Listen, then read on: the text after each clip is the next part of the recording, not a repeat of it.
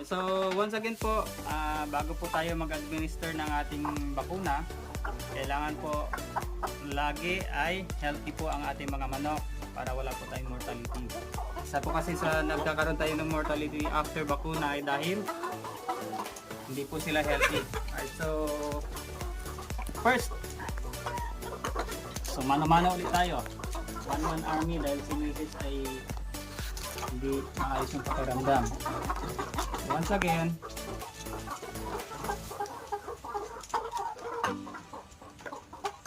yan.